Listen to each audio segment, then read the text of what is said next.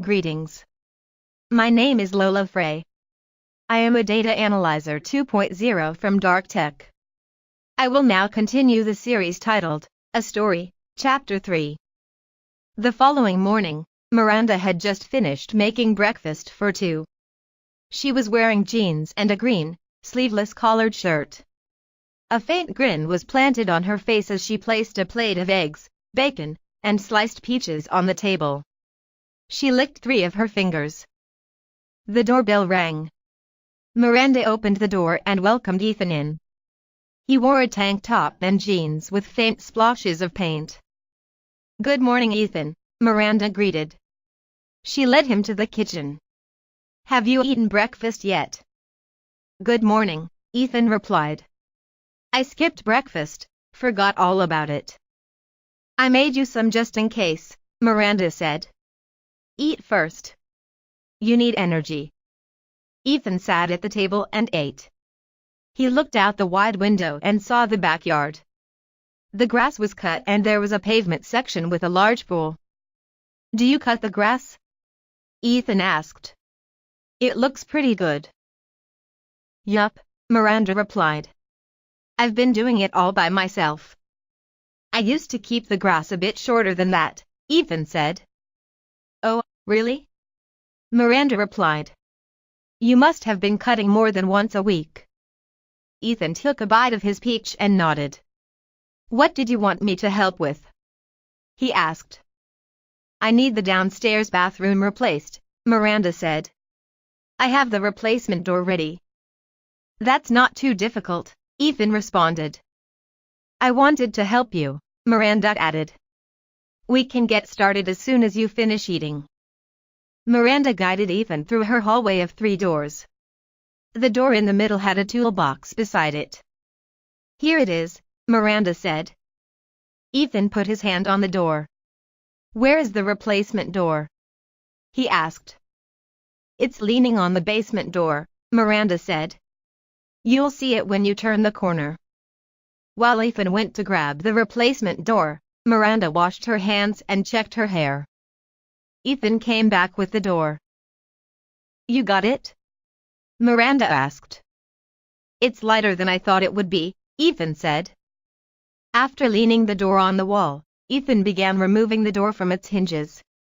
Once the door was freed off, Miranda held the replacement door steady while Ethan connected it to the hinges.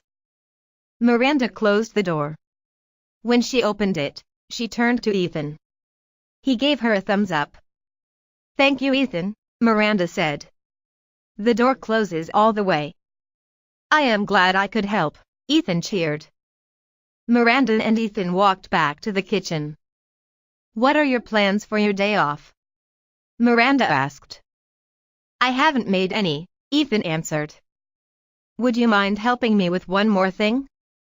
Miranda continued. "Sure thing," Ethan said. It was now noon. Miranda gazed out into her backyard from her kitchen counter. Ethan was on his last row of cutting the grass. Miranda came out her back door. "You can leave the lawnmower right there, Ethan," Miranda called out. "Come on in." Ethan stepped indoor with a red face. Miranda threw him a wet towel. "Go relax on the couch in the living room," Miranda instructed. "I will bring you some water." Ethan dropped onto the couch and sighed with relief. Miranda brought Ethan a dripping glass of icy water and sat on the couch across from him. "How long have you been working at your job?" Miranda asked. Ethan finished taking 3 gulps. "It's been about a year," he said. "I started working there after I turned 18. "You have your whole life ahead of you," Miranda said. Ethan watched as Miranda's eyes lit up. "I currently work for a graphic design company," she informed him. "When I was younger, I never would have seen myself doing what I do now." "You like it?" Ethan asked. "Absolutely," Miranda replied. "Do you like where you work?" "It's not bad," Ethan said. "I am looking to move on soon." "What do you do on your free time?" Miranda asked.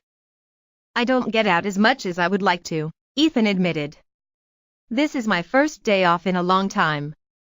Well, I appreciate you spending some of your day with me, Miranda said. It's just been me and this house. May I have more water? Ethan asked. Miranda took the glass. Of course, she said. Miranda came back with some more cold water and gave it to Ethan. What video games are you into? Miranda asked. I'm personally interested in fighting, shooting, and puzzle games. Really? Ethan responded. That's pretty cool. I like the same kind, but instead of puzzle, adventure games. Ethan found it surprising that Miranda knew about the latest games of the mentioned genre. Miranda laughed as Ethan talked about the funny experience he had when playing against people online. It was just after 4 o'clock. Miranda was seeing Ethan off to his car.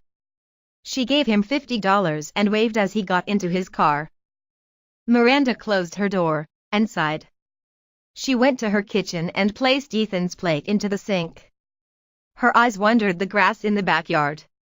She picked up a magazine on the counter and took an apple from her fridge before going upstairs. The next morning, Miranda was in front of her mirror. She unfastened 3 of the top buttons on her blouse. She looked at her backside and grinned. Then, she went to her living room and started composing a text to Ethan when she sat on the couch. The text read, "Hey, could you stop by sometime today?" Ethan texted back almost 5 minutes later saying, "Yes, after work." Did I forget something? No, you did not leave anything, Miranda texted. I will see you after work. After sunset, Miranda heard the doorbell. She answered. It was Ethan. Hey Ethan, Miranda greeted. Good to see you. Ethan smiled faintly and said, Good to see you. Miranda. What is it? Miranda asked as Ethan walked in. Everything go well at work? Oh, yes, Ethan replied a bit hesitantly. Work was normal.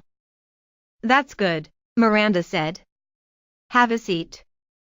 Ethan sat on the couch. Want anything to eat or drink? Miranda asked. No, thank you, Ethan replied. I am fine. Miranda grabbed the remote from on top of the TV. She turned around and Ethan quickly darted his eyes to the side. Miranda grinned. She looked at Ethan as she came near the couch. Ethan looked her in the eyes and saw her with a friendly smile as she sat next to him. The TV powered on. The volume was lowered. Miranda fixed her leggings as she repositioned herself. Her legs were crisscrossed on the couch. She was facing Ethan.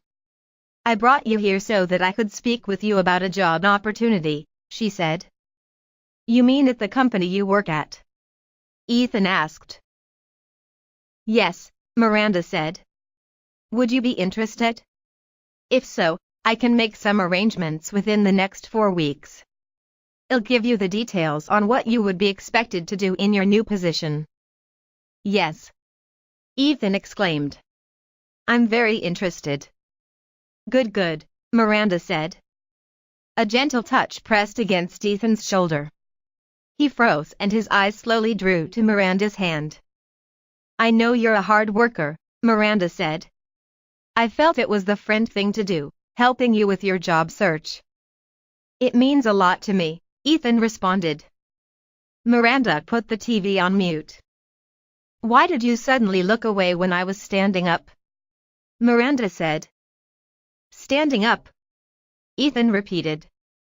When I was getting the remote, Miranda answered. Oh, Ethan said. Oh. You know what I am talking about now, don't you? Miranda smiled. Ethan started. Miranda scooted closer. It's okay, she interrupted. Ethan looked into Miranda's eyes. She was gazing at him intently, biting her lip. I want you to be yourself around me, Ethan, Miranda said. Can you do that for me? I think so, Ethan replied. Miranda gently grabbed his hand. What are we?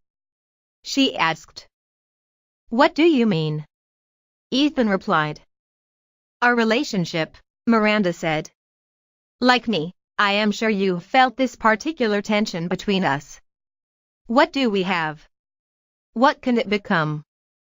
I don't know, Ethan said. I've never been in this kind of situation before. I want to grow closer with you, Miranda said. Will you be there for me?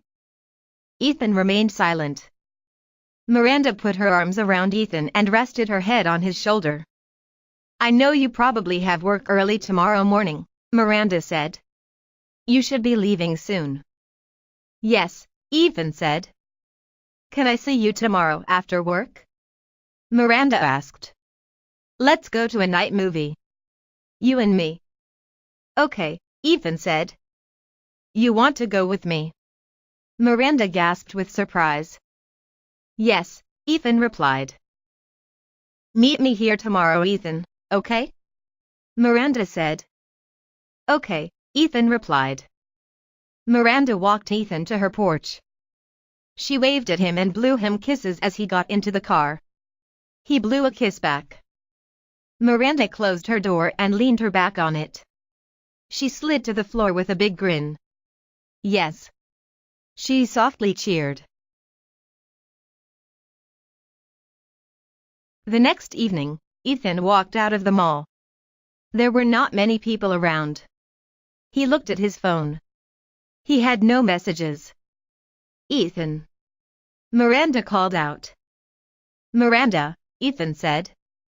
Ethan's eyes lit up.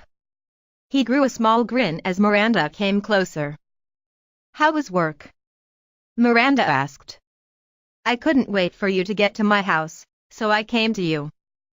Work was okay, Ethan replied. I am glad it's over with. Miranda and Ethan slowly walked through the parking lot. I missed you, Miranda said. I missed you too, Miranda, Ethan said. I've been thinking about you. You have? Miranda asked in awe. That makes me feel special. They approached Ethan's car. I will meet you at your house, Miranda said. Miranda hopped into her car, giggling, as she checked her rearview mirror. Ethan dropped his car off at his house and got into the car with Miranda. The windows were low. Miranda's grin seemed eternal. Ethan, Miranda began, it makes me really happy that you are coming to the movies with me. I am glad everything happened the way it did, Ethan said. The movie is going to be good, Miranda added. After a while, Miranda pulled into the theater parking lot.